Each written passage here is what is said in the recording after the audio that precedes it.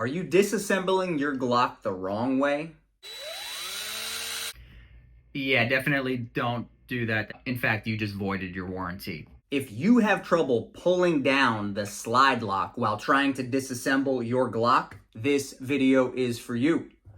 This video is also for you if you think there's only one way to take apart the gun.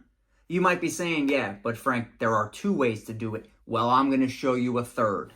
Check this out. If you get any value out of this video, please like and subscribe. I know you probably hear that a lot anytime you watch a video online, but it truly does help grow the channel. My goal is to provide you with value, so let's get into it. Whenever you are disassembling a firearm, doesn't matter the manufacturer, doesn't matter the action, whenever you are disassembling a firearm, you must clear it first. The reason I'm also going to demo on this gun is so that it's going to be easier to see the slide lock, so I'm going to use both. So we have no magazine in, we have nothing in our chamber, and we reset the trigger in a safe direction. Yeah, cool. We already know that. Show me the new one. I'm gonna show you. You just gotta watch till the end of the video. I gotta cover this stuff first, okay? It's definition time. This lever right here is my slide stop lever. Now we cannot get that confused with the slide lock. All right, method number one. The way that Glock recommends us do it, so we're gonna do it. It's gonna be simple. I'm gonna start with a regular grip like so, and I'm going to take 4 of my fingers and bring it to the top of the slide, but I keep my thumb where it was. And all I'm gonna do is clench my fist a little bit. So right now, we can see the difference between this and this. In battery, out of battery. No. In battery simply means that the slide and the barrel are locked together like so. That's a phrase we use. The gun is out of battery. I do not want to pull it back more than 3 millimeters. That means just a little bit. If I pull it back more, now the trigger reset. So I have to pull the trigger again in a safe direction and restart that process. Now all I'm going to do is take the slide lock with 2 fingers, 1 on each side, and I pull them both down simultaneously, and then I release the slide. Here we go.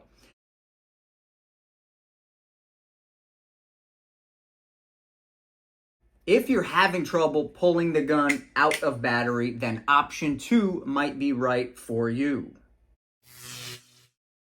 So this is something I would do with my dominant thumb. I'm going to use my index finger just so you can see a little bit easier.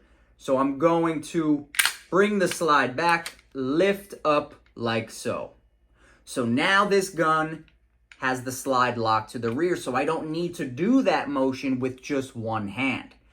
From here, slide lock will be pulled down from both sides. Now from here, I have to release the slide.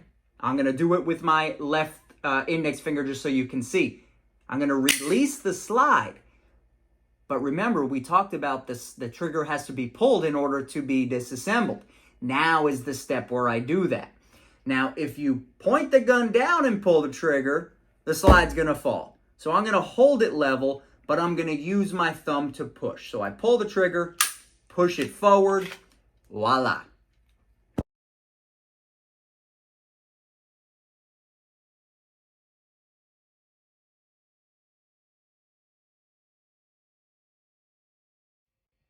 Yeah, me again. Don't forget to subscribe to this channel. All right, we made it. The way that you probably have not seen before, option number 3. This uses the same principles as the first one. Number 1, I grab up top here to pull back. This time, I'm going to flip upside down. You mean like this? No. The gun. Flip the gun upside down. Just like I would grip the gun here with the web of my finger, I'm going to simply turn the gun upside down to pull it out of battery. Now, your left hand could come underneath and this time push up on the slide stop lever, I'm gonna come over the top, right? And it's still the motion coming up. So I put one finger there, one finger there. I'm pulling up, I release, and wow.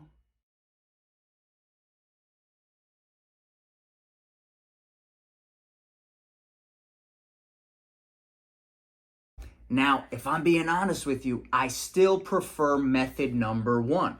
That's the way I've been doing it, and that works for me with or without an optic. So I want to hear from you now. Which method have you been using? 1, 2, or 3? Have you seen the third one before? What do you think of it? If you guys have any questions, drop it below. If you have any comments, something you like, or maybe something you didn't like, call me out on it. I want to hear it. So my name is Frank Latella with Frank Latella's Self-Protection Network. I'm the owner and founder of Boynton Guns, a retail firearm store and training center in South Florida, as well as the owner and founder of Strength for Combat, a reality-based training center for self-defense, functional fitness, knife fighting, and I'll see you on the next video.